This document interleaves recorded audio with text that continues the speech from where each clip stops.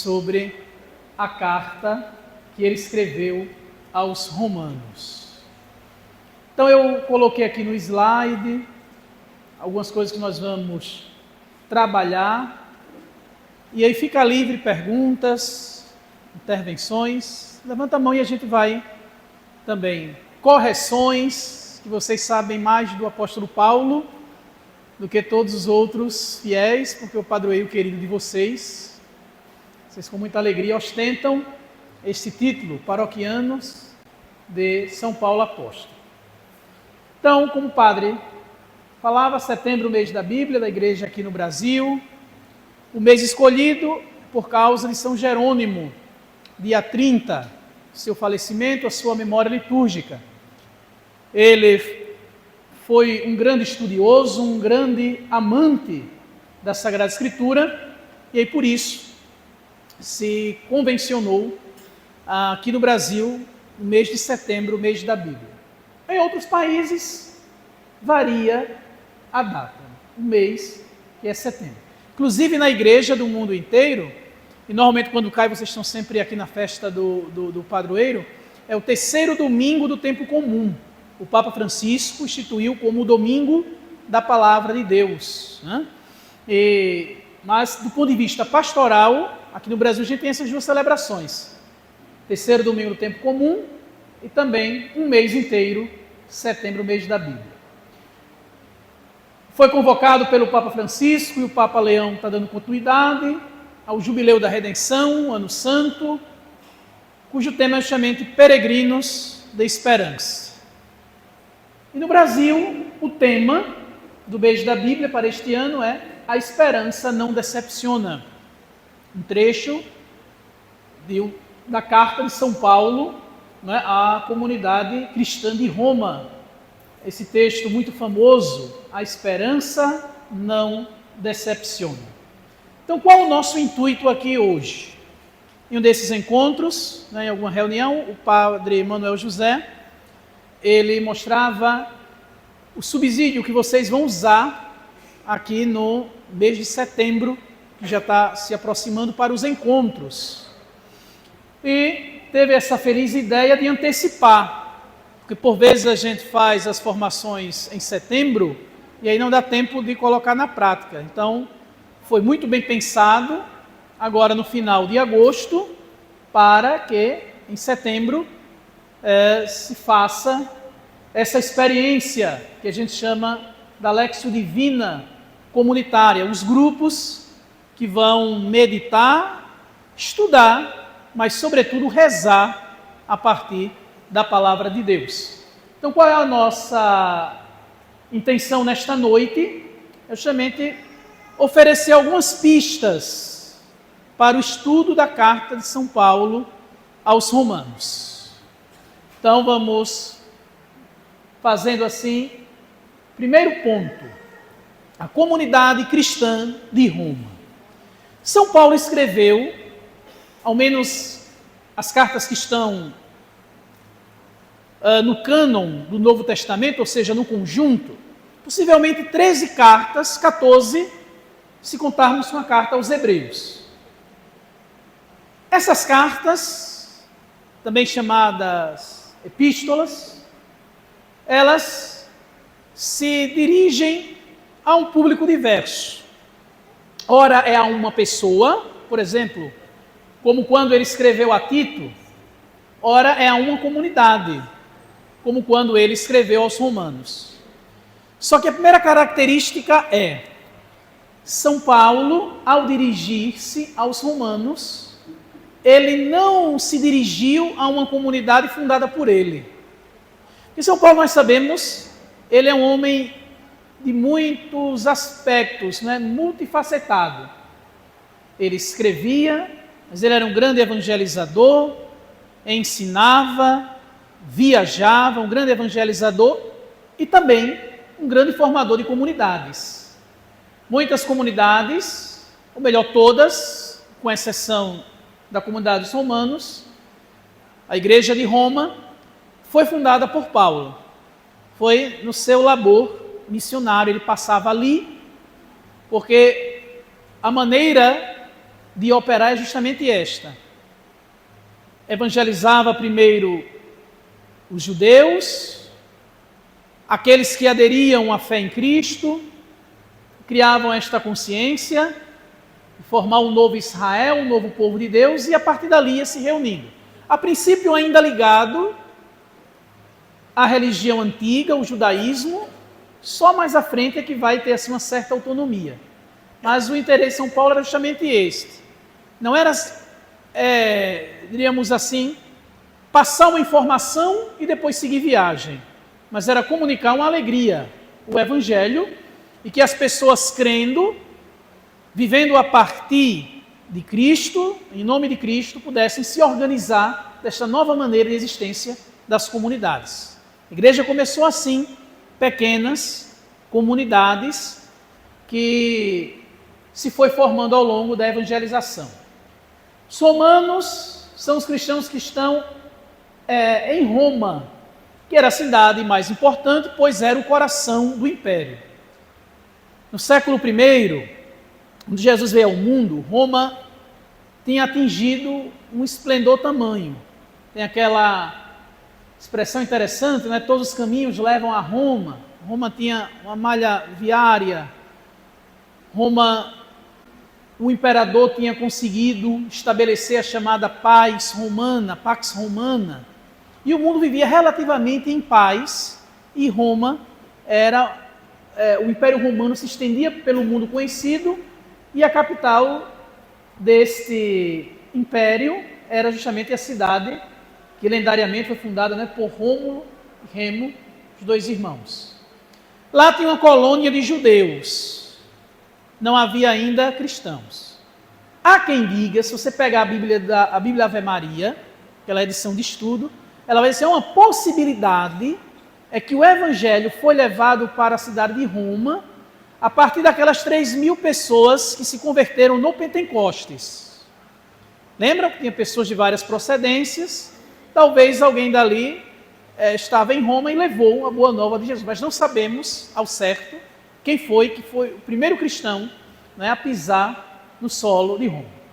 No livro dos Atos dos Apóstolos, nós temos uma informação interessante, de que no ano 49 ou 50, o imperador chamado Cláudio, ele expulsa os judeus de Roma, porque segundo ele, estava tendo muitos conflitos.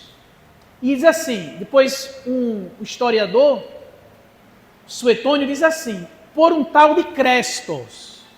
Os conflitos eram por um tal de Cresto. Possivelmente esse Cristo é Cristo, é Jesus. É o que estava acontecendo ali. O grupo judeu estava se dividindo no sentido que alguns diziam que Jesus era o Messias, e por isso eram cristãos, e outros não. Então ele tomou essa atitude, né? E duas pessoas que estavam lá, um casal, depois se tornaram muito amigos do apóstolo, chamado Áquila e Priscila. Então, eles se encontraram com Paulo em Éfeso, possivelmente na sua segunda viagem missionária. Foi quando o Evangelho chegou à Europa. E lá eles relataram que o Evangelho já estava lá bem adiantado, naquelas bandas. O Evangelho já tinha chegado ao coração do império. Isso deixou o apóstolo muito entusiasmado. E aí nós vamos ver mais à frente, porque ele ficou bastante entusiasmado. Porque, quando a gente vê o livro dos Atos dos Apóstolos, tem uma expressão assim, né? Os confins da terra. No mundo antigo, se achava que a Espanha era o último lugar. E depois da Espanha tem o que? Não sabemos. Tanto é que quando, né, os portugueses, os espanhóis, eles queriam ir à Índia e chegam aqui ao nosso continente, que já existia, tinha os ameríndios, mas não era conhecido pelo velho mundo. Eles achavam que o mundo acabava ali, naquele estreito de Gibraltar, que é aquela parte, né, da África que quase toca ali com a Europa, ali a Espanha, Península Ibérica. E São Paulo queria levar o evangelho lá. O livro dos Apóstolos mostra isso muito bonito, o caminho da palavra, a pregação da fé, ali sacudindo o mundo, as pessoas crendo, vivendo a partir da novidade cristã, a igreja crescendo e a palavra seguindo o seu curso. E aí se queria chegar até a Espanha. Não pôde ir a Roma naquele momento, porque São Paulo estava empenhado na coleta para levar para Jerusalém. Em Jerusalém, os cristãos e a população como um todo estava passando por bastante dificuldade. São Paulo estava organizando uma coleta. E ele disse, depois que eu entregar esta coleta, eu irei a Roma, irei conhecer a cidade eterna. Por que ele queria conhecer? Sabendo que lá tinha cristãos, ele ia contar com eles para evangelizar a Espanha, para que o evangelho chegasse ali nos confins da terra. Quando São Paulo, então nesse meio termo, e aí São Paulo, antes de chegar lá em Roma, ele escreve aos romanos, nós vamos ver o porquê ele escreveu, por uma situação bem precisa. Ele não fez essa viagem tão sonhada a Roma, nas condições que ele queria. Quando ele foi para lá, ele já estava numa situação de prisioneiro. Aí é interessante, a gente ensina, né, o pessoal, vocês sabem certamente, mas aí os alunos dizem, oxe, é mesmo, padre? A gente vê assim, Abrão se tornou, Abraão, Simão se tornou Pedro. A gente tem a tentação de dizer, Saulo se tornou Paulo. É poético, é bonito, mas é que ele tem esses dois nomes. Saul era o nome dele judeu, e aí ele tinha a cidadania romana. Paulo era um nome romano. E aí quando ele estava em maus lençóis, injustamente, porque não fez nenhum mal, apenas pregando o evangelho, ele se recordou que era um cidadão romano. Disse, não serei julgado pelo tribuno, nem aqui pelos governantes daqui. Apelo para o César romano, já que sou um cidadão romano. Aí imediatamente levaram ele passou um tempo preso lá em Roma, chamada prisão domiciliar. Aí foi quando ele conheceu ali a comunidade. E foi lá em Roma, nessa comunidade, que ele foi martirizado, né, pelo outro imperador, não Cláudio.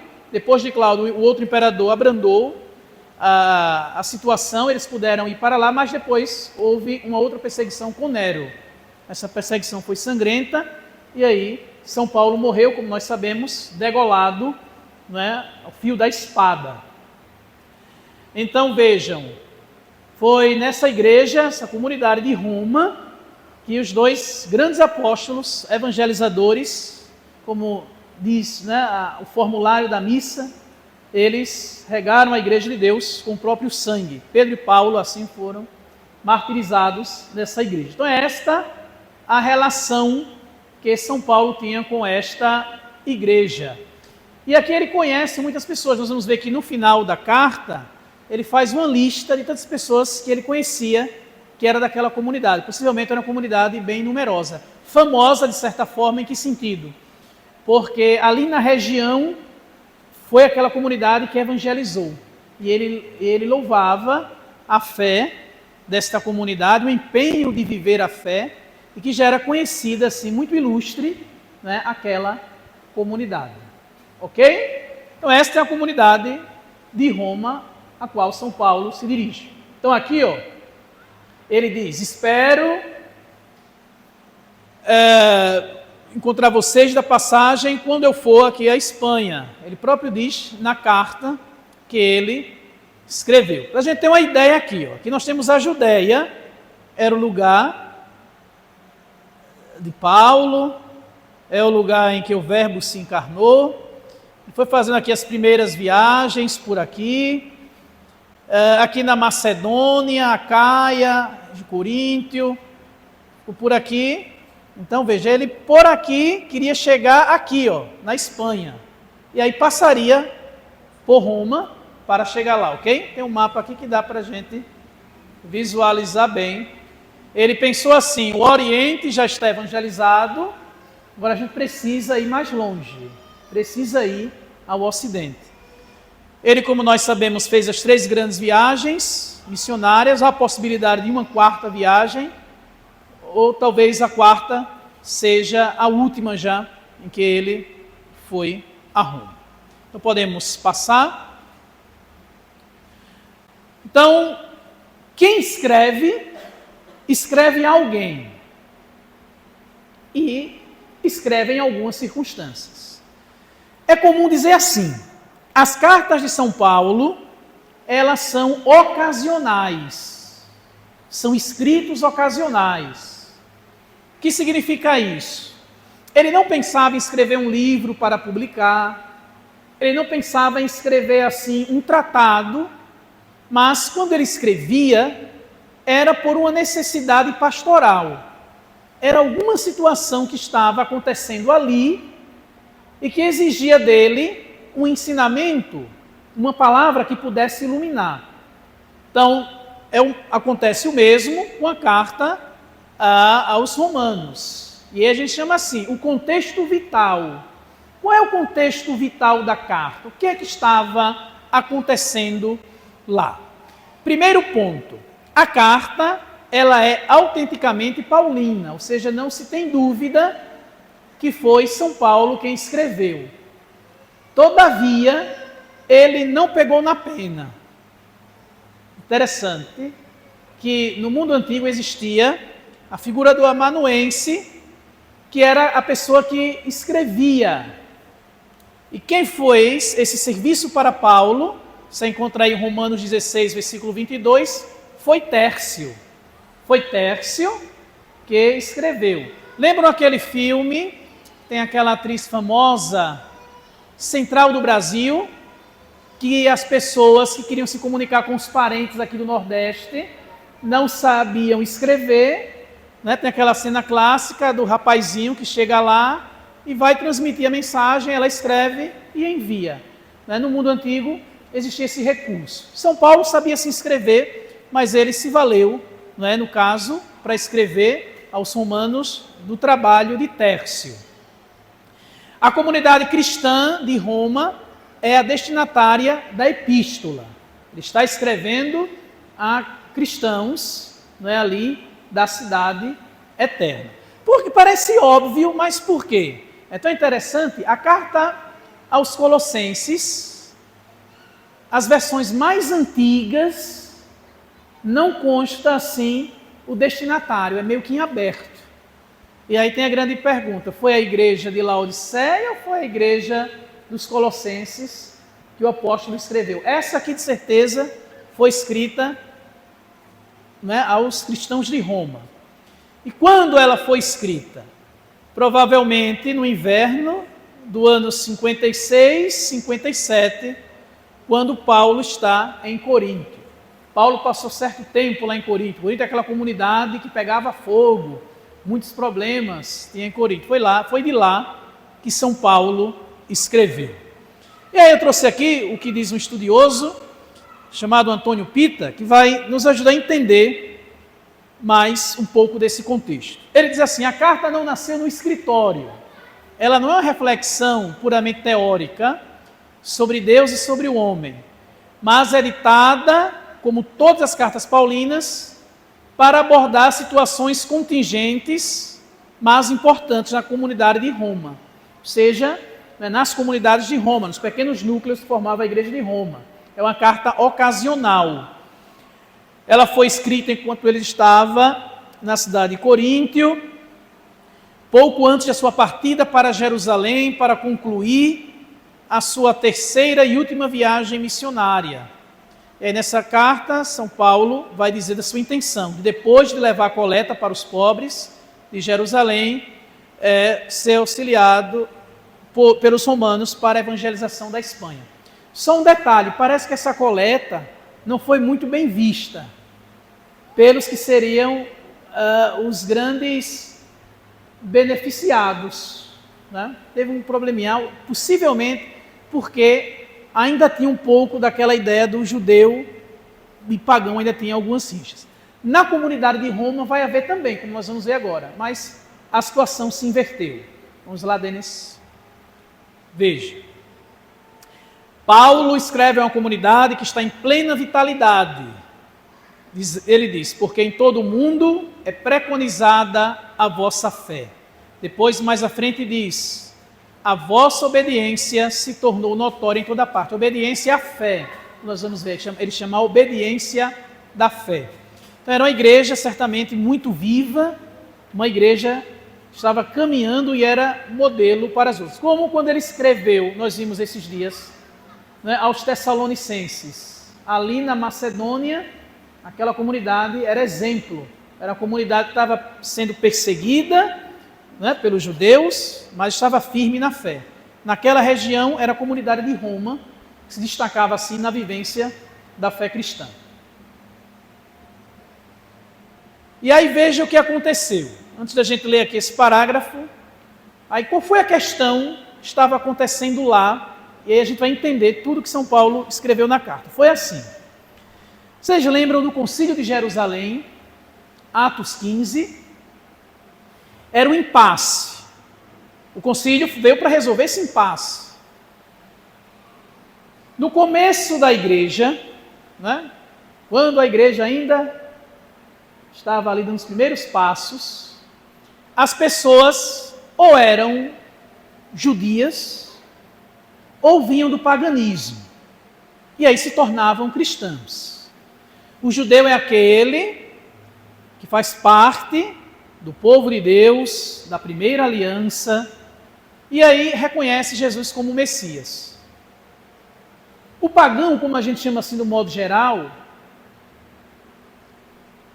são todas as pessoas de outras procedências, que não tinham esta fé. E aí eles se convertiam e formavam assim a igreja. Só que ficava um certo impasse. Houve na igreja um partido mais conservador, me parece que encabeçado pelo apóstolo Tiago, que era muito rígido, dizia assim, não, se quem era pagão se torna cristão, é primeiro que ele faça uma experiência no judaísmo, que na prática seria não comer certos alimentos e receber a circuncisão. Paulo era mais progressista, interessante. Paulo dizia não. Carta aos Gálatas ele vai dizer, não existe grego, não existe judeu, todos são um em Jesus Cristo. O apóstolo Pedro ficava ali. Até Paulo teve que fazer aquela repreensão a Pedro, que Pedro, quando estava com uma turma, era de um jeito, quando estava com outra turma. Aí Paulo disse, não convém que seja assim. Aí houve um concílio para resolver. A tese de Paulo se sobrepôs. Ninguém pode colocar obstáculo para o seguimento a Cristo. Não precisa disso. Deram algumas recomendações e assim a igreja foi caminhando. A essa altura aqui em Roma, se lá a questão que a maioria era procedente do judaísmo e a minoria era pagã, aqui se inverteu. A maioria dos cristãos de Roma é de origem pagã e uma minoria é de origem judaica. Aí nisso houve a gente diz assim, não uma divisão no sentido negativo, mas assim, duas compreensões, que São Paulo vai dizer os fortes e os fracos. Os fortes, sabendo do evangelho de Paulo, que é o evangelho de Cristo, se colocavam com muita naturalidade frente a certas coisas. Já aqueles que a gente vai chamar dos fracos, eles eram mais tímidos. No sentido assim, os fortes, não, a gente pode tranquilamente comer isso.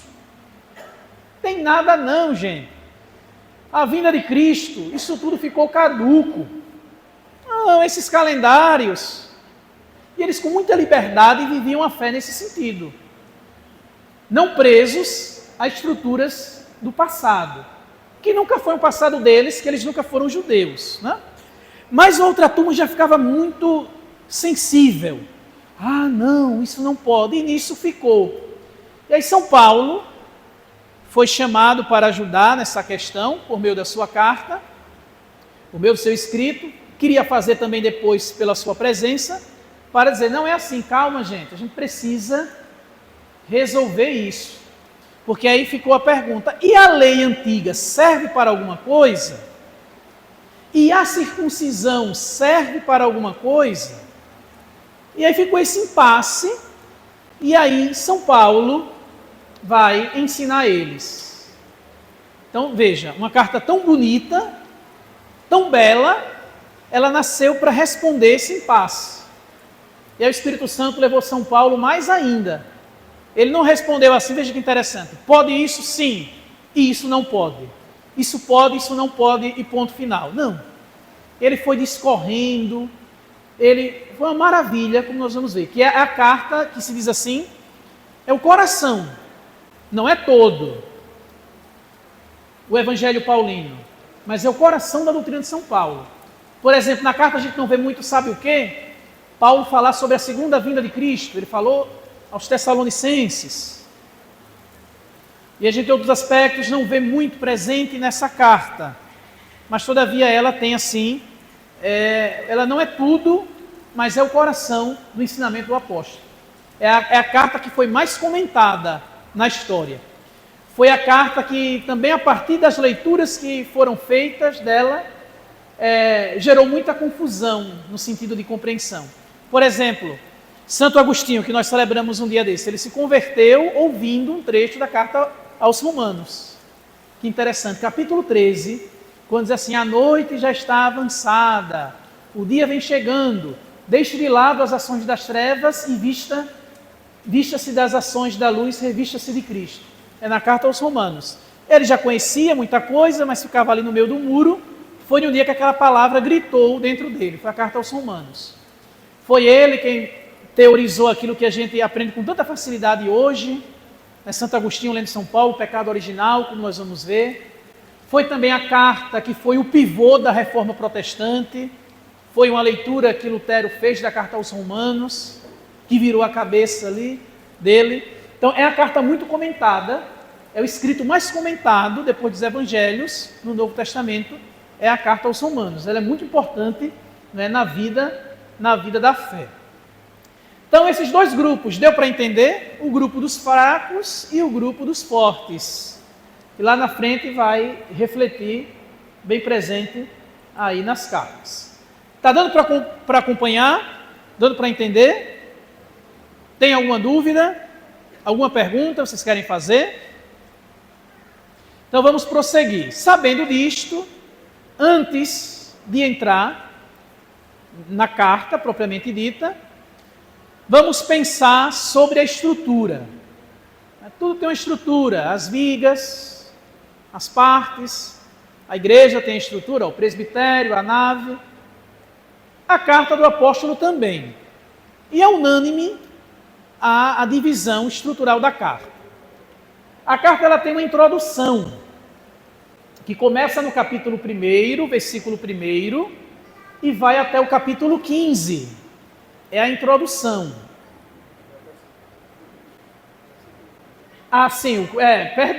O versículo 15.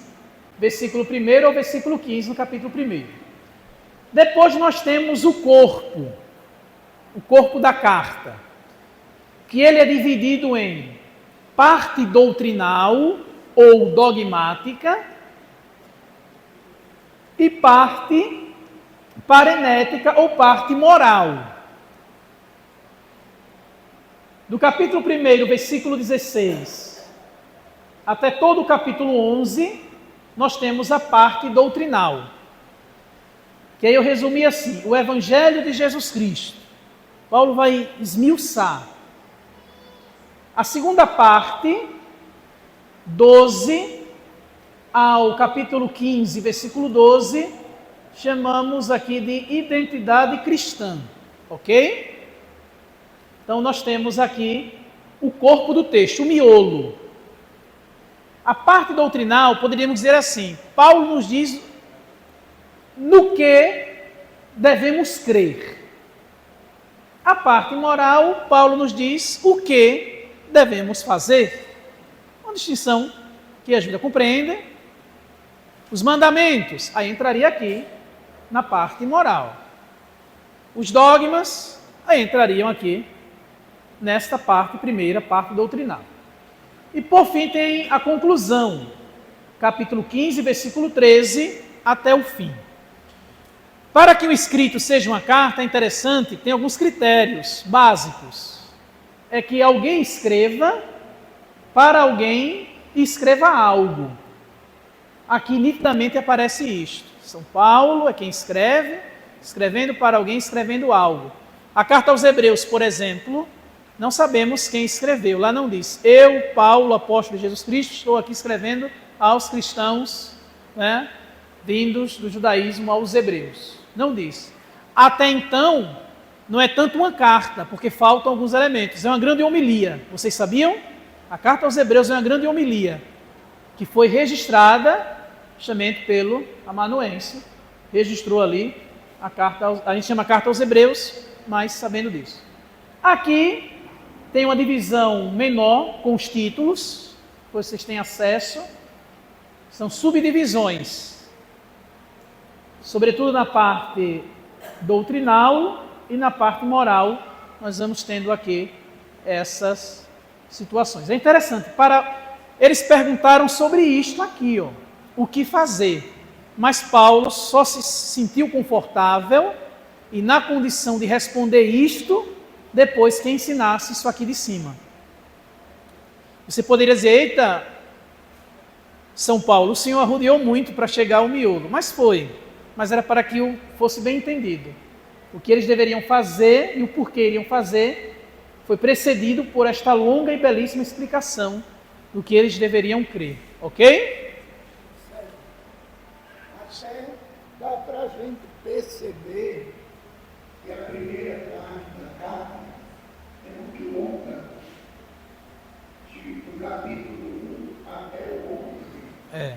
E a segunda parte, do 12 ao 15, fica assim um pouquinho bem, pobrezinho. Mas ele disse, para a gente poder fazer, é preciso saber, é preciso conhecer para agir.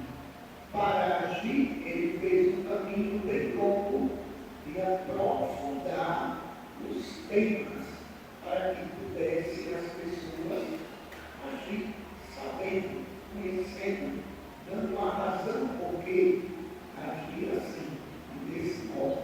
Por isso que a carta fica bem, a gente olhando um pedação e o outro todinho, ou quase nada. Então é isto, aqui nós vemos, né, esta característica aqui da carta de São Paulo aos Romanos. Tem alguns aspectos para a gente entendendo. Quando a gente chama assim, aspectos literários, assim, os aspectos de Paulo escrever, a maneira que Paulo quis ensinar. Aí é uma carta unitária. Como assim unitária? Ela foi pensada do começo ao fim. Vou dar um exemplo. A segunda carta de São Paulo aos Coríntios, a gente chama de uma carta, que é a segunda, mas ela na verdade são 3 ou 4 pequenas cartas juntas, que a igreja chama carta aos Coríntios. Toda ela, do primeiro versículo ao último, palavra de Deus, autêntica. Mas foram 3 pequenas cartas que foram. Já a carta aos Romanos não, é unitária. Ele começou a escrever do início ao fim.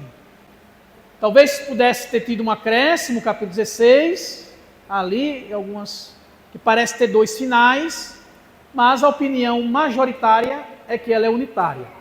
É uma epístola, né, uma carta, tem um remetente, tem um destinatário, tem um corpo textual. E São Paulo coloca algumas características na sua maneira. Ele usa muito hinos. Ele pega, quando a gente diz assim, que ele usa hinos, possivelmente hinos que existiam antes dele. Ele coloca ali. São Paulo gostava muito de hinos. Na carta aos Colossenses aparece, na carta aos Filipenses, na carta aos Efésios e aqui na carta aos Romanos nós temos aqui alguns hinos. Ele faz uma doxologia, um louvor. Tudo são hinos que já existiam, que eram conhecidos e ele incorpora ali, ele usa como fazendo uma citação. Depois temos muitas exortações morais, né? A segunda e pequena parte da carta tem as exortações morais.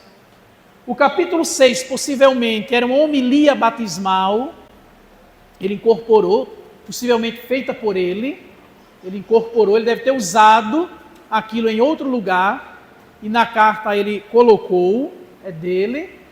E tem uma coisa que se chama assim, diatribe. O que é isso?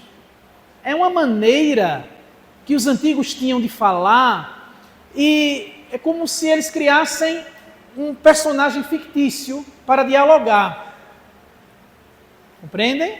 São perguntas que estão sendo feitas. Não porque tivesse alguém ali real, mas São Paulo vai imaginando uma pessoa perguntando. Ele ensina algo e ele já imagina alguém perguntando, sim, mas se isso for isso, como vai ser isso? E ele vai respondendo. É bem interessante, um diálogo bem bonito. São Paulo vai travando aí. E São Paulo utiliza muito o Antigo Testamento, principalmente do capítulo 9, 10, 11, ele faz muitas citações de textos do Antigo Testamento. Muito interessante aqui. É nessa carta que tem uma música, aqui para a gente tomar um fôlego, a gente vai cantar um pedacinho dela. É tão bonito, a gente ouvia as pessoas cantando na missa, aquela aclamação do Evangelho, que é um texto paulino. Diz assim, ele começa dizendo, olha, quem crer, se cremos com o coração e confessamos com a boca que Jesus é o Senhor, você vai ser salvo. Aí diz, mas como as pessoas podem crer? Aí a gente canta assim, vamos cantar para a gente despertar. Mas como invocarão os que não creram, e como podem crer se ainda não ouviram? Como podem ouvir se não houver quem pregue? E como pregarão se não forem enviados? Aleluia, aleluia. Jesus Cristo vai falar. Aleluia, aleluia. Ide pelo mundo o evangelho anunciar. Ai, que bonito. Mas como invocarão aqueles que não crerem? E como podem crer se ainda não ouviram? Como podem ouvir se não houver quem pregue? E como pregarão se não forem enviados? Pronto, esse é um texto paulino. A gente vê no capítulo 10, né, a gente melodizou, colocou na liturgia o ensinamento de São Paulo. Uma cadeia, que bonito. Tem que alguém ser enviado, lá prega, alguém escuta, crê e invoca o Senhor. Então, tudo a partir de uma ação assim, evangelizadora. Podemos passar? Pronto.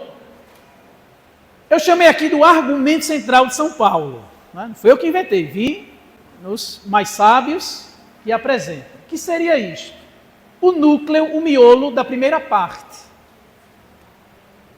Todo o resto vai ser um aprofundamento disto. Vai ser uma imersão naquilo que São Paulo resumiu, capítulo 1, versículo 16 e 17. A gente chama assim, o argumento de São Paulo. Ele vai desenvolver isso com bastante sutileza, de uma maneira pormenorizada, mas está aqui. Aí ele diz assim, ó, com efeito, não me envergonho do Evangelho.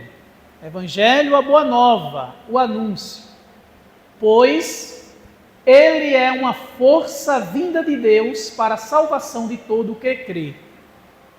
Ao judeu em primeiro lugar e depois ao grego. Porque nele se revela a justiça de Deus, que se obtém pela fé e conduz à fé, como está escrito, o justo viverá pela fé.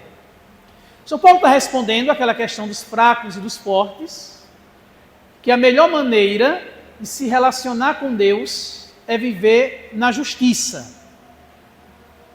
E essa justiça se obtém pela fé. E que tanto o fraco quanto o forte são chamados à fé. E que o Evangelho é esta força, a palavra anunciada é essa força, que coloca os homens em uma relação correta com Deus. Justiça é isso. Pense menos no tribunal, mais isso, boa relação ou santidade. Justiça, a gente usa hoje mais a palavra santidade, né? Então, justiça quer dizer isso, a boa relação com Deus. Então, ele vai dizer que é pela fé que alguém passa a viver para o Senhor, caminhar para Ele. Aí ele cita aqui o profeta Abacuque: o justo viverá pela fé.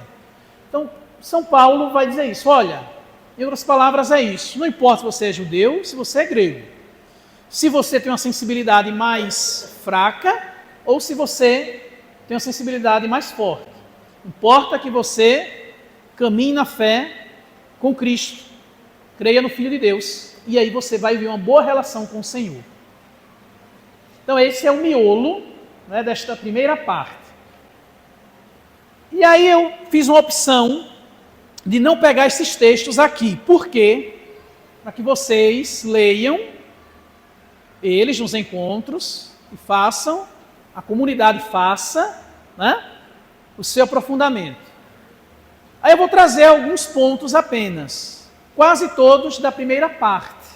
Quase todos da primeira parte. E aí eu dividi por temas, né, e a gente vai, ora se detendo em um ponto ou outro, ora passando mais rápido, mas só para a gente ficar aqui. Voltem lá, Denis, por favor. Aqui o argumento central. Então vamos falar o quê? Salvação, a gente pensa logo no pecado, não é isso? Aí nós vamos ver o que é o pecado para a carta aos Romanos. Porque para a gente falar da justiça, da santidade, a gente fala do seu contraste. O pecado não é boa nova, o pecado é a má notícia. A boa nova é a salvação, mas para entender a salvação, precisa entender o que é esse pecado. E a fé.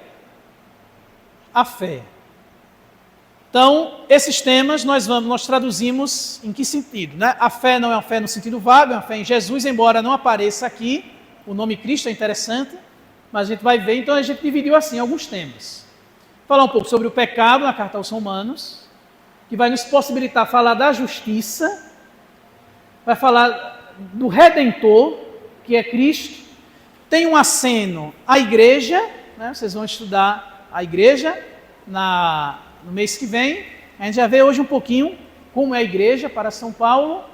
E um outro último tema, a esperança, já que estamos no ano assim da esperança. Eu dividi alguns temas e a gente vai fazendo assim alguma síntese para a gente entender.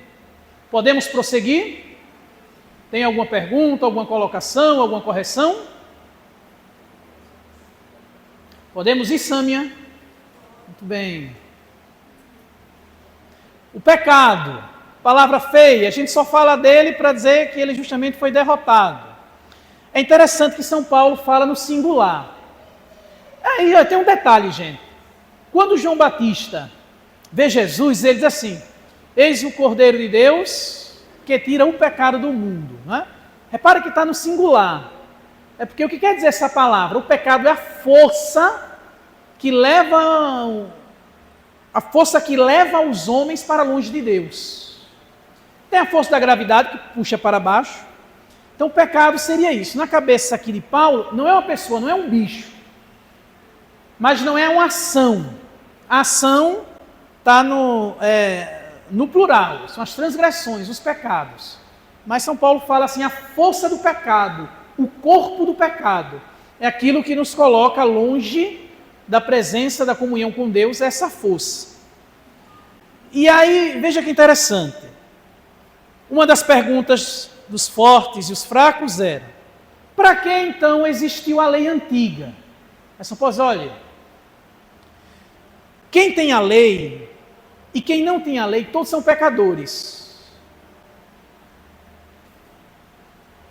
Tanto o judeu, que sabia o que era certo, mas não conseguia fazer o que era correto aos olhos de Deus, quanto o pagão, não tinha lei em tábuas de pedras, mas transgredia também os mandamentos da consciência.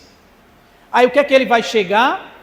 Romanos 3, 23, todos pecaram e estão desprovidos da glória de Deus. O que é que São Paulo está dizendo? a grande má notícia. Se ficasse aqui, seria uma má notícia. Qual é a má notícia? O homem é falho. Seja ele judeu, seja ele bárbaro, seja ele pagão, todos os homens nasceram, né, com esta dificuldade, que não foi Deus. Ele vai explicar de onde veio isso. Mas todos estão desprovidos da glória de Deus. E aí, em Romanos 1, versículo 24 e 32, ele vai falar o que este pecado gera no mundo. Aí ele fala sobre as relações, todas tumultuadas. Da parte de Deus, ele diz idolatria.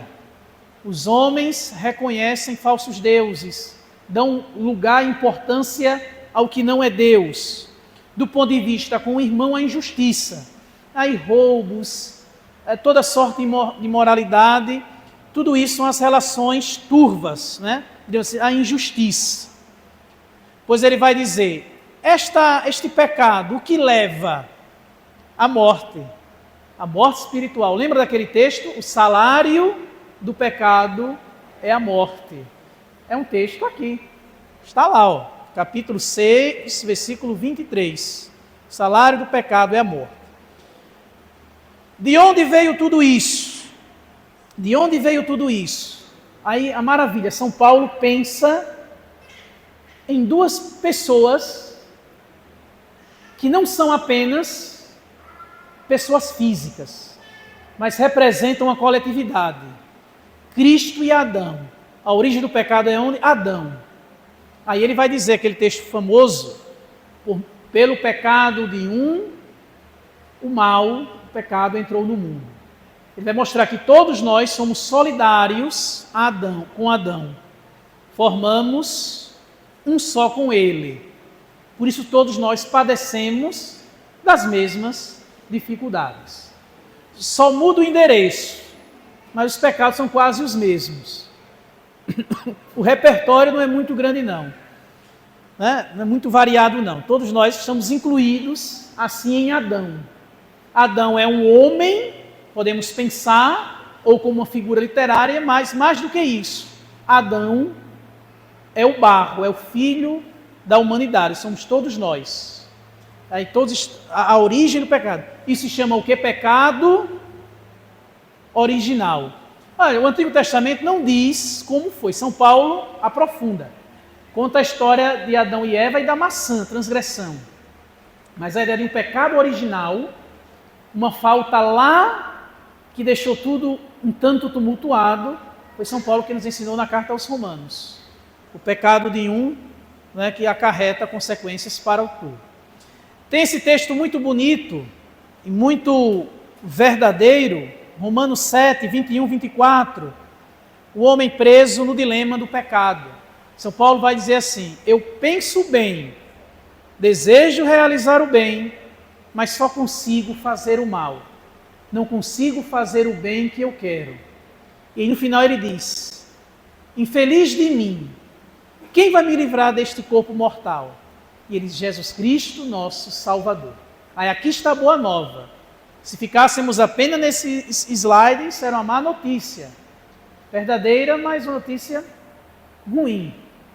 Mas a boa nova, o Evangelho de Paulo, é justamente que neste mundo, a graça, a misericórdia, a salvação, elas entraram em cena com Jesus Cristo. Mas aqui é o pano de fundo para a gente entender.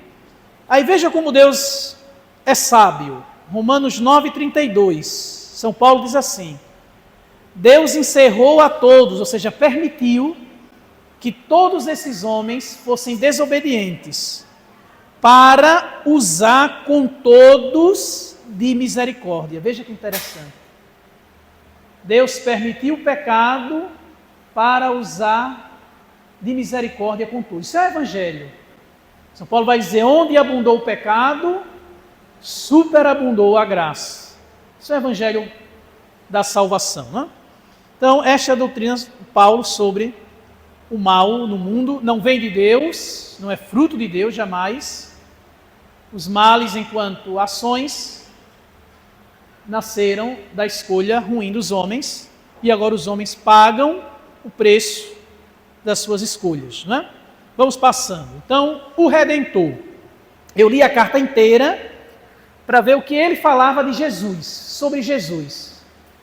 Ele diz que Jesus é um judeu, quando ele diz que é um descendente de Davi. Jesus é o Senhor. Paulo chama Jesus de Senhor. Devemos confessar que Jesus é o Senhor, se Jesus é Deus. Na carta, no capítulo 9, ele fala assim: Jesus, Deus bendito pelos séculos. Jesus é Deus, né? Compartilha da glória de Deus. Ele está no céu com a sua humanidade glorificada. Romanos 1:4. São Paulo nos ensina que Jesus se entregou pela nossa salvação. Nos ensina que a graça e a justiça, ou seja, a santidade, entram no mundo por causa de Cristo. Que a salvação que Cristo trouxe é maior, é mais abundante do que os pecados. Se fosse fazer uma comparação, diríamos assim: todo o pecado da humanidade caberia em um balde de 10 litros. Toda a graça que Deus dispensou a nós em Cristo caberia em uma caixa d'água de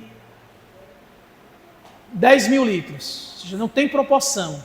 A misericórdia, a graça são maiores do que a transgressão, o pecado dos homens. Jesus Cristo nos liberta da morte, no sentido que Ele nos dá a possibilidade de viver para sempre com Ele. E tem um título que Jesus é chamado assim: Jesus é chamado de expiação. O que é expiação? Quando foi feita a arca da aliança, colocaram os 2 querubins, e no sacrifício ali na tampa da arca era aspergida com sangue. Se chama caporete. Aí ele diz que Jesus é a nossa expiação, Jesus é o nosso caporete. O que é que São Paulo estava em mente? Ele olhava para a cruz, vendo aquele homem ensanguentado, profundamente chagado. Ele estava reconhecendo que ali ocorria de uma maneira mais excelente aquilo que na arca era apenas um símbolo, o sangue dos animais. É por causa de Jesus de Nazaré crucificado que as graças, que as bênçãos chegam neste mundo. Por isso, Jesus é chamado de expiação. Jesus é o representante da nova humanidade, o contraste com Adão. Jesus intercede por nós. Vocês já ouviram essa expressão? Jesus intercede por nós. Deu um nó na cabeça de vocês. A gente é acostumado a falar mais na intercessão dos santos, não é isso? Da Virgem Maria e dos santos. Mas Jesus intercede por nós ao Pai. A gente não canta no ato penitencial? Senhor, que intercedeis. Como é? A melodia eu me perdi aqui. Junto do Pai, tem de piedade de nós. Então, Ele é o nosso intercessor. A carta aos Hebreus diz que Jesus está de pé no céu, intercedendo pela sua igreja que está aqui na terra. Aqui São Paulo, ele intercede, Jesus para São Paulo, ele intercede por nós. Vamos ver 2 textos desses, para a gente ver a beleza. Quem pode vir aqui e ler aqui? Pode vir aqui, trazendo a sua Bíblia, abrindo a carta aos Romanos. Capítulo 3, 24, 25. Gedalva, dona Gedalva, vem aqui, dona Gedalva, vamos abrir aqui rapidinho, a gente vê. Vem aqui para frente, segura aqui o microfone que eu abro aqui, pronto.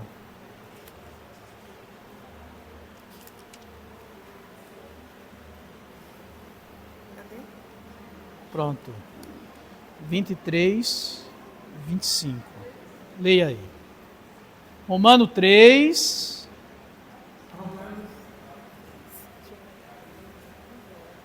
24, 25.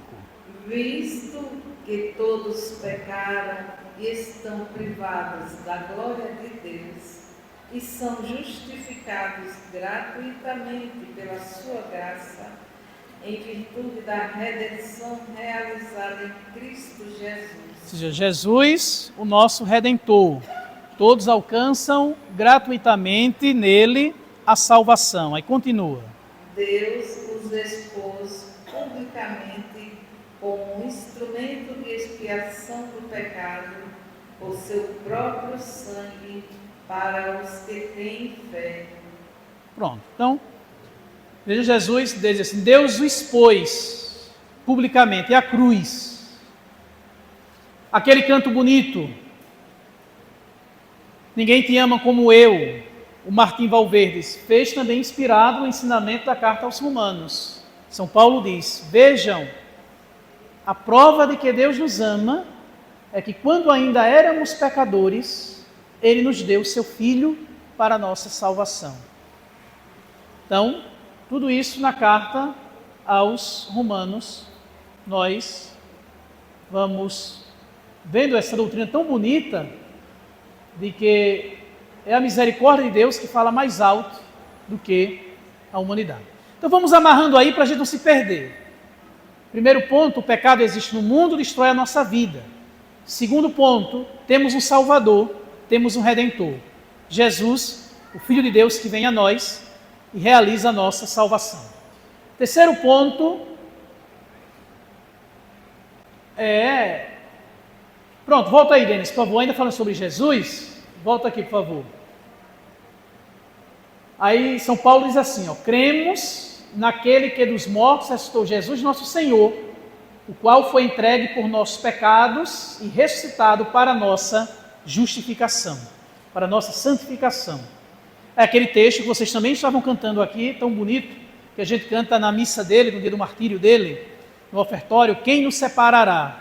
É um texto também de São Paulo, que no capítulo 8 vai nos dizer que nada nos separa do amor de Deus manifestado em Cristo. Nem a altura, nem a profundidade, nem o presente, nem o futuro.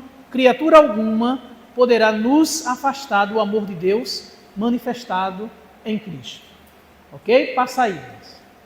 Então esse conceito aqui, vamos trabalhar o terceiro ponto dos temas, justiça, justificação. Quando a gente lê a carta aos Romanos, a gente exclama assim, ufa, graças a Deus que Deus é justiça. Por quê? Normalmente, a gente associa a punição, a justiça de Deus. Mas para São Paulo, na carta aos Romanos, é muito bonito falar dessa justiça de Deus. Primeiro ponto, São Paulo fala por 3 ou 4 vezes de ira. Ira, sim, é a reprovação divina, a ira de Deus. Seria hoje assim, diríamos hoje, o desgosto, o descontentamento que Deus sente quando o homem se destrói. A ira de Deus é isto. É quando o homem se destrói, quando ele vive na injustiça, afundado no pecado. A ira de Deus é isto. Não é uma ira assim no sentido de uma vingança, que Deus é amor. Mas esse conceito de ira é a indignação de Deus frente ao mal, que destrói a sua criação, portanto destrói o homem. É a ira. É para nos livrar dessa ira, que é o oposto de amizade, que Jesus vai nos salvar. Mas veja que interessante, A palavra de kaiosiné quer dizer justiça, e de kaio, justificar, segundo o autor, nas cartas de Paulo, é o conceito central. Porque o que é a justiça? É a santidade de Deus. Deus é justo. Deus é a justiça. Repito, esqueça a vingança. Justiça é santidade, é bondade e é amor. E o que é a justificação? É a ação de Deus que faz com que o homem injusto se torne agora justo. O catecismo da Igreja Católica gosta de usar a expressão assim, o que é a justificação? É a passagem do estado do pecado para o estado da graça, ou seja, do afastamento para a amizade de Deus. Justificação é isso, é tornar justo. É Deus salvando-nos, é Deus construindo a sua obra em nós, ok? Então a justificação é essa força de Deus. Já a fé, o homem é justificado pela fé de São Paulo, no sentido de que É crendo em Deus que começa todo o processo da nossa santificação. Ok? Então, a justificação, que foi a grande dificuldade entre nós e os cristãos da Igreja da Reforma, que depois de muito estudo foram ver, estão falando a mesma linguagem. A única diferença é que eles pensam assim: a pessoa só será plenamente santa, só terá essa justiça, melhor dizendo, na outra vida. Aqui essa justiça é como um manto que se veste por cima. E nós acreditamos, católicos, que não, que há uma verdadeira mudança. Mas tanto como os protestantes, os reformados, nós cremos que alguém é justificado pela fé. Ou seja, o primeiro passo da nossa caminhada com Deus é pela fé. Aí a gente fala das obras também, que são importantes, mas eles também dão valor ao estar em Cristo, ao permanecer produzindo boas obras. Então, no final das contas, existe um acordo, um estudo, né? Assim, o acordo entre católicos e luteranos. O único ponto de desacordo era aquele que eu já falei. Mas, no geral, a justificação, tanto nossa quanto deles, é calcada na palavra de Deus. É este caminho que a igreja sempre, né, acreditou nesse sentido. Então vamos passando, veja que interessante a justificação. Um homem que é o justo, que é Jesus, tornou todos os homens justos. Da mesma maneira que em Adão todos pecaram, em Cristo todos adquirem a santidade. Até quando a pessoa diz assim, que está bem, já é Cristo agindo nela, é a santidade de Cristo. O próprio Jesus nos diz isso: sem mim nada podeis fazer. Quando ele explica lá, acho que é no capítulo 15, versículo 5, sem mim nada podeis fazer. Nós só somos santos porque Jesus é santo e nos dá a graça de nos santificar. Ok? Interessante. Ninguém é santo sozinho. Por isso que a gente canta: só vós sois o santo, só vós o Senhor, só vós Jesus Cristo, né? Então, ele é a fonte da santidade. Então, ele é o justo que nos torna justos nele. Por isso, quando a gente reza, diz: por Cristo nosso Senhor. Por Cristo nosso Senhor. Se fosse pelo homem sozinho, nada de bom a gente tem para Deus. Mas é sempre em Cristo. Sempre em Cristo. Cristo é a nossa justiça, né? Então, veja que São Paulo diz: quem quer se auto-salvar. Aí ele olhava os judeus da época que diziam assim: não, eu sou bom, sou forte, basta que eu observe os mandamentos e eu serei justo. São Paulo é mais realista, diz: não é assim, ninguém é bom. A gente reza também na missa: Senhor, sem o vosso auxílio, ninguém é santo, ninguém é forte. Aí o que São Paulo diz? Desconhecendo a justiça de Deus, a santidade de Deus, procurando estabelecer a sua própria justiça, não se sujeitaram à justiça de Deus. Ele fala dos judeus que não acreditaram em Cristo, porque Cristo é o fim da lei para justificar todo aquele que crê. Ou seja, Jesus é o cumpridor perfeito da lei e nele a gente tem acesso a Deus. Ok? Crendo em Cristo, o homem é justificado. E a justificação é gratuita. Em outras palavras, Deus nos ama e quer nos salvar, não porque nós sejamos heróis ou tenhamos algo que compre o amor de Deus. Não, é gratuito. É gratuito. A salvação presente, realizada na cruz, foi um ato gratuito. Agora, se é que a pessoa vai permanecer na fé, aí é uma resposta nossa. Mas a salvação, ela é um dom gratuito. Ninguém compra a salvação de Deus. A gente recebe, cultiva, diríamos assim, mas é graça oferecida pelo Senhor para nós. Aí, para alcançar a justificação, a fé. A fé, São Paulo diz: confessar a fé é necessário para a salvação. Eu resumi aqui. É que ele diz assim: se com tua boca creres que Jesus é o Senhor e que Deus o ressuscitou dos mortos, serás salvo. Pois é com a boca e o coração que se crê e se professa a fé. Então, crê em Jesus, alcança-se a salvação. Ele puxa Abraão como um grande exemplo de fé, capítulo 4, né, do 13 ao 25, ele vai dizer, olha, foi pela fé de Abraão que ele viu as promessas se concretizarem, é o grande exemplo da fé.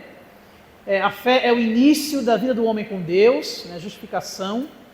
Aqui aquele texto que eu resumi assim, a fé disseminada pela pregação, nós cantamos aqui em Romanos 10, 12 e 17. Então, da mesma maneira que Paulo encontrou o Senhor, ele quer levar muitas pessoas à obediência da fé, essa expressão tão bonita, a obediência da fé é o objetivo da evangelização. Porque Paulo se desgastava, porque Paulo percorria o mundo, porque Paulo evangelizava, para que mais pessoas vivam na obediência da fé. Não sei o que vocês entendem por obediência da fé, mas é uma palavra bonita, obediência, assim, audire, quer dizer ouvir, é que os homens creiam em Deus e vivam a partir da sua palavra. É a obediência da fé, é isso. Que os homens vivam de acordo com o ensinamento de Jesus, é a obediência da fé, é nesse sentido. Podemos avançar, trouxe mais só alguns 3 temas para a gente ver, depois vocês podem ter acesso ao material e lendo com calma. A ideia é que o slide fosse uma chave de leitura, um resumo que eu coloquei assim para alguns temas. Podemos prosseguir? Coloquei essa palavra aqui só para ficar chique, mas é algo bem simples e muito belo. O que Paulo disse sobre o Espírito Santo, né? Chama-se pneumatologia, pneuma espírito. Aí você pega aí o capítulo 8, você vê o ensinamento de São Paulo sobre o Espírito Santo, né? Ele vai dizer que existem 2 leis, a lei da carne e a lei do Espírito. O que é a lei da carne? É a lei do homem, o homem fechado em si. O governo pensa assim, os pecados carnais, né, são os pecados ou da gula ou da sexualidade. Não, o pecado carnal é praticamente todo pecado, que é o homem velho. São Paulo chama do homem velho. Arrogância, orgulho, inveja, tudo isso são realidades carnais. Aí ele diz que existe também a lei do Espírito. É a lei de fazer o bem, a lei de viver no Senhor. O que é no sentido lei? A ideia de repetitividade, ou seja, maneira de agir. Lei é nesse sentido, maneira de agir. Existe uma maneira de agir segundo a carne, que sufoca e mata o homem. Existe uma maneira de agir segundo o Espírito, que torna o homem, né, em comunhão com Deus. Ele diz que o Espírito Santo habita o fiel, habita em nós. Esse Espírito nos introduz na família de Deus. Ele vai chamar que é esse Espírito que nos capacita a dizer Abá, Pai, nos coloca na família trinitária, na família de Deus. Para Paulo, o Espírito Santo é um gancho, são as 3 pessoas aqui, e puxa alguém para dentro, puxa a humanidade para si, é o Espírito Santo, que nos torna filhos no Filho, Espírito Santo de Deus. O Espírito nos torna também herdeiros de Deus. Romanos capítulo 8, versículo 17, nós nos tornamos, se és filho, portanto és também herdeiros, né? Herdeiros do Senhor. São Paulo diz assim, olha, vocês não sabem como pedir, nem o que pedir, mas o Espírito Santo vem em socorro da nossa fraqueza. Então o Espírito Santo para Paulo, na carta aos Romanos, é aquele que nos ensina a rezar, é o pedagogo da fé. O Espírito Santo, com gemidos, né, vai nos levando a sintonizar com o querer de Deus. E por fim, São Paulo diz, olha, se o Espírito do Pai, que ressuscitou Jesus de entre os mortos, habita em vós, vocês também estarão vivos. É o Espírito que nos torna vivos para Deus, espiritualmente sadios. Tudo isso o Espírito Santo a gente vê, né, essas funções do Espírito Santo aqui na carta aos Romanos, de uma maneira bem detalhada pelo apóstolo Paulo. A igreja, 2 pontos, a gente pensa assim, como é a igreja para a carta aos Romanos? São Paulo compara ela a uma árvore, na verdade, Cristo seria uma árvore. Ele diz assim, tem os ramos naturais e tem os ramos selvagens. é muito bonita, é de difícil entendimento, mas o capítulo, por exemplo, o 9, o 10 e o 11, São Paulo faz a pergunta. Ele começa assim, dizendo: eu tenho uma grande dor no meu coração. Qual é essa dor? É que os meus irmãos na fé, eles não reconheceram Jesus. Se pudesse, eu gostaria de ficar de fora, mas que eles entrassem. Ele diz assim, né? E aí ele começa a argumentar. Aí ele está falando para os fortes: olha, fortes, que são os vindos do paganismo, não menospreze os fracos, os judeus, porque vejam uma coisa. Aí ele vai dizendo: Deus tem um plano misterioso, e ele tem essa árvore, e vocês são ramos selvagens, são os pagãos, não é? Os que se tornaram cristãos. Os ramos naturais foram cortados, os judeus, para que vocês entrem, mas não porque Deus queira perder eles. Deus quer deixar eles com ciúme de vocês, porque existe a promessa que no fim todo Israel será salvo. Os ramos naturais que foram cortados pela incredulidade vão retornar. Veja que interessante. E no final, todos, né, farão parte desta árvore, diríamos assim, que é Cristo, que tem os ramos selvagens, são os pagãos, e os ramos naturais. É como se ele dissesse: não menosprezem os judeus. Deus tem um plano para eles. No tempo certo, eles reconhecerão que Jesus é o Messias. Eles vão voltar à obediência da fé. E até diz assim: cuidado, que se Deus não poupou os ramos naturais, você, ramo selvagem, permaneça na fé para não ser cortado. É muito interessante, a igreja é comparada nesta plantação. Mas uma mais nítida e mais conhecida, que ele já aprofundou antes na carta aos Coríntios, é aquela, não é, do corpo. Vamos ler aqui, 12, 4, 5. Capítulo 12, versículo 4, versículo 5. São Paulo diz assim: pois, como em um só corpo temos muitos membros, e cada um dos nossos membros tem diferente função, assim nós, sejamos muitos, formamos um só corpo em Cristo, e cada um de nós é membro um do outro. Então ele mostra assim, não tem sentido, né? Membro forte e fraco, todos pertencem ao mesmo corpo, ok? E por fim, acho que eu coloquei aí o tema da esperança, Denis, pode passar aí. Esse aqui foi um resumo que eu fiz, né?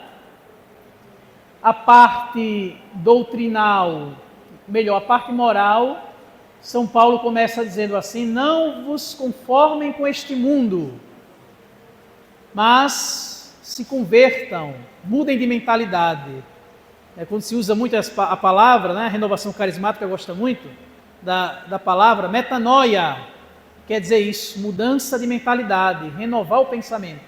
Não pensar como alguém velho, das coisas velhas no sentido contrárias a Deus, mas renovar a mentalidade para adquirir o conhecimento de Cristo.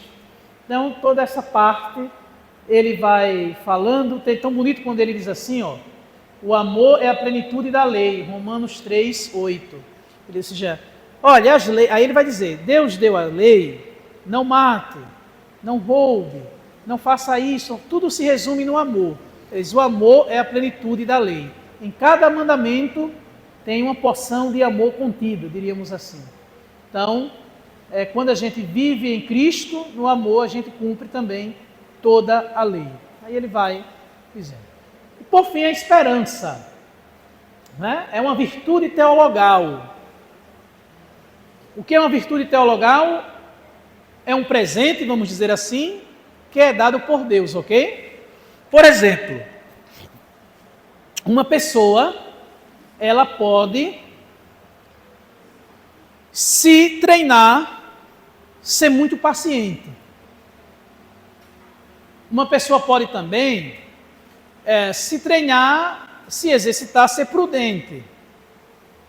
A pessoa vai aprendendo ali com as coisas da vida, ser prudente, a não falar tudo em todas as horas, ok.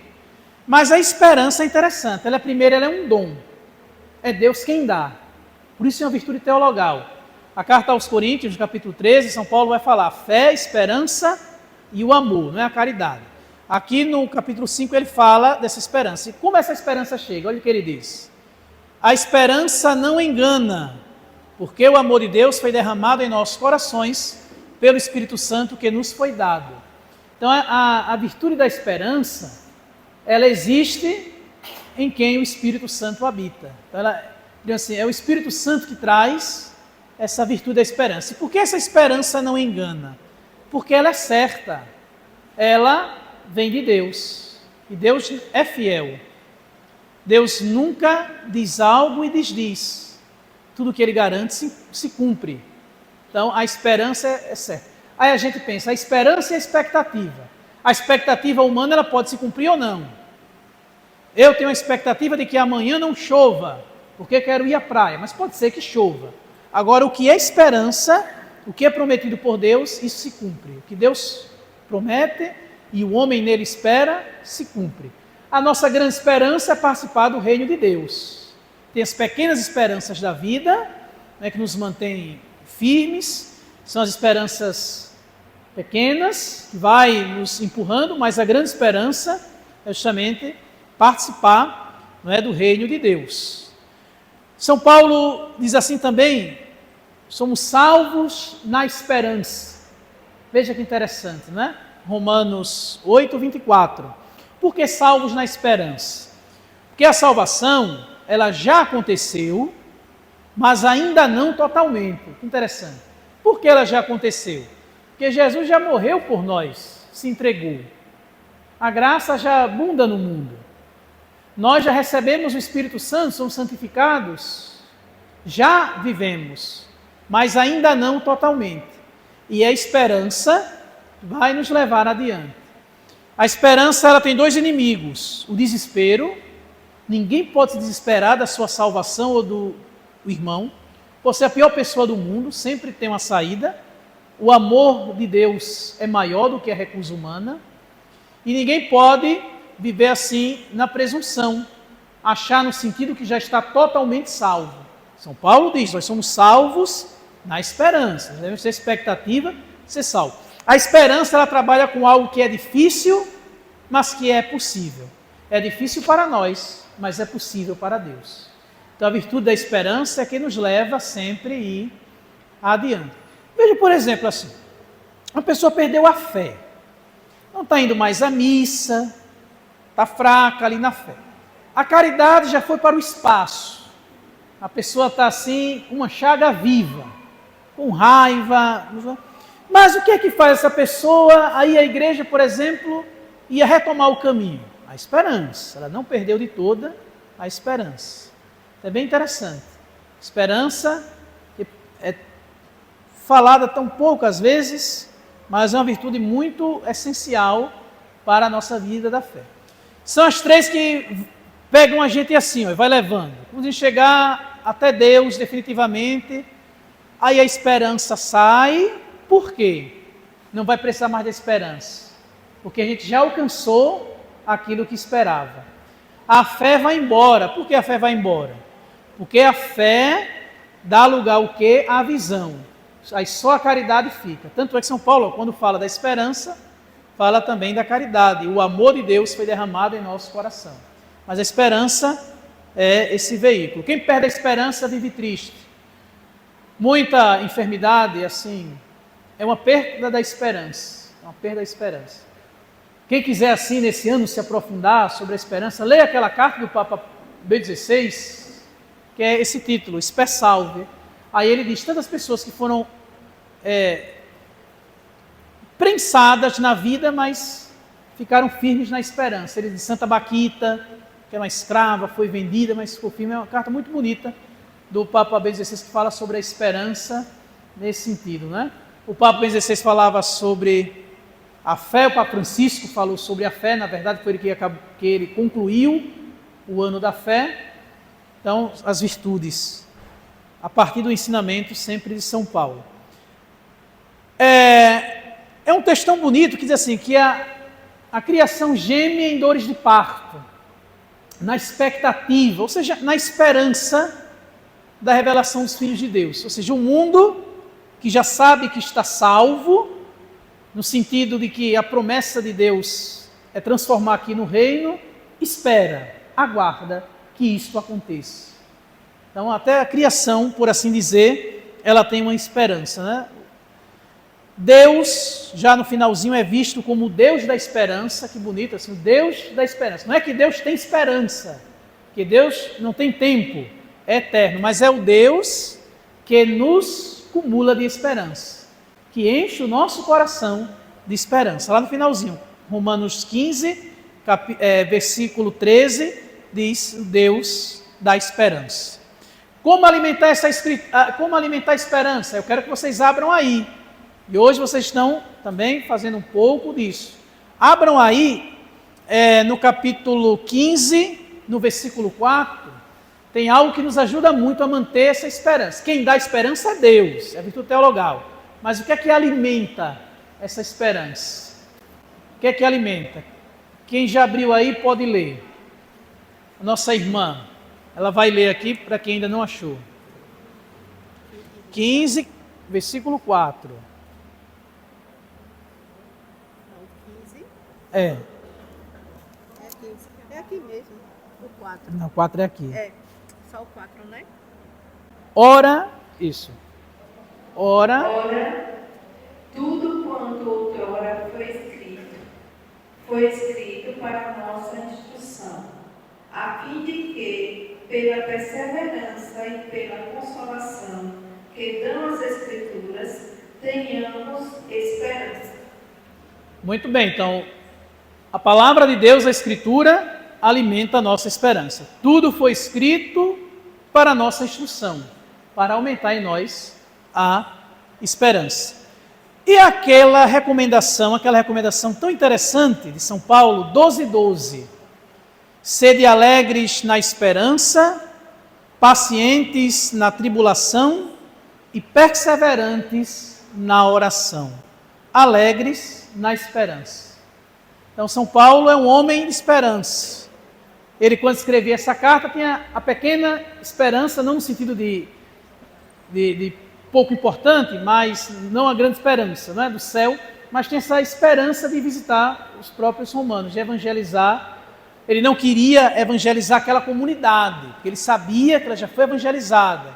Ele queria ali passar para ir para a Espanha. Também ele tinha essa esperança de chegar até essa cidade. E essa esperança foi cumprida. Foi cumprida. Não talvez da maneira que ele quisesse, mas ali ele não estava sabendo, estava plantando ali, regando o evangelho naquela cidade, que ele já teve aquela simpatia com o pessoal, não conhecia todos, foi conhecendo um ou outro assim, nas viagens missionárias, mas que foi ali que ele deu seu testemunho de fé extremo, o seu martírio. Então, meus irmãos, foi isso que eu quis trazer aqui para vocês. Nada aqui é novo, nossa é só a sistematização que está aí no conteúdo, mas trazer assim esses temas. Outros tantos temas bonitos. Poderiam fazer um estudo sobre o capítulo 6, que fala, São Paulo fala largamente sobre o batismo e alguns outros temas, mas o essencial é isso. Para resumir, a gente resume assim: a humanidade que está carente da salvação, que vivia no pecado, graças à vinda do Redentor de Cristo, pode agora alcançar a paz, a justificação. Basta que tenha fé nele. E a partir daí, a gente, onde entra a fé, entra a esperança, entra o amor, entra a caridade. A segunda parte é justamente o amor colocado em prática, vivenciado por aqueles que receberam esse dom do Senhor. Muito obrigado pela atenção. E se alguém tiver alguma pergunta para fazer sobre a Carta aos Romanos, eu tentarei responder, se não peço ajuda ao Padre Manuel, e a gente vai respondendo alguma situação aqui da Carta aos Romanos. Obrigado. Olha aí, quem vai perguntar tem o nome do imperador que expulsou os judeus. Cláudio, não é isso? Cláudio. Diga aí, Cláudio. Sim. Sim. A ira de Deus é a indignação de Deus frente ao mal. Porque assim, se Deus ama, vamos pegar aquela coisa, se Deus ama, Ele cuida. Se a obra, nada afeta a Deus, Ele é superior a tudo, nada afeta, nada o perturba em si. Mas se Ele vê aquilo que Ele ama sendo destruído, naturalmente, aí do ponto de vista humano a gente diz assim, esse sentimento em Deus, mas em Deus também não há sentimento, mas é a reprovação. A ira de Deus quer dizer isso, né? Essa sua indignação frente ao mal. Por exemplo, quando Jesus ele experimenta um pouco dessa ira divina quando expulsa os vendilhões. Não é o descontrole. A nossa ira é um descontrole. A nossa força é utilizada. Ali Jesus está indignado justamente porque aquele lugar estava sendo desvirtuado, ok? Então é nesse sentido. Até se diz assim, a santa ira de Deus. Então a ira de Deus é isto, é a inimizade, né, o homem com Deus. Foi para nos livrar da ira, né, São Paulo diz tão bonito na carta aos Tessalonicenses, Deus não nos destinou, não nos constituiu para a ira, mas para alcançarmos a salvação. Quer vivamos, quer estejamos no outro mundo, o Senhor nos encaminha para a salvação. Então a ira é algo que Deus quer nos livrar, é da inimizade com Deus. Claro que a nossa linguagem humana, ela utiliza isso assim porque não conseguimos falar de Deus diretamente. Aí a gente se serve assim de uma pessoa que está chateada, que está assim irada, aí a gente aplica a ira de Deus nesse sentido, ok? A ira de Deus que é interessante, a ira de Deus, e aqui é perceber, só o último ponto, não é algo que Deus furioso coloca, porque na natureza tem a sabedoria de Deus. Se eu colocar a mão no fogo, eu vou ser queimado. A ira de Deus é a consequência das más ações, entendeu? É bem interessante também perceber isso. Aí a salvação é cancelar, é dar um break nesse estado de coisas e introduzir algo novo ali. A salvação é isso. É justamente nos livrar, não é, desse estado da ira de Deus. Por isso, quando São Paulo, no capítulo 8, vai dizer assim, olha, se quando nós, veja que interessante, se quando nós éramos inimigos de Deus, Ele nos enviou seu Filho, quanto mais agora não nos dará tudo o que nós pedirmos a Ele. Ok? Nesse sentido. Aí veja que interessante, não é Deus nosso inimigo.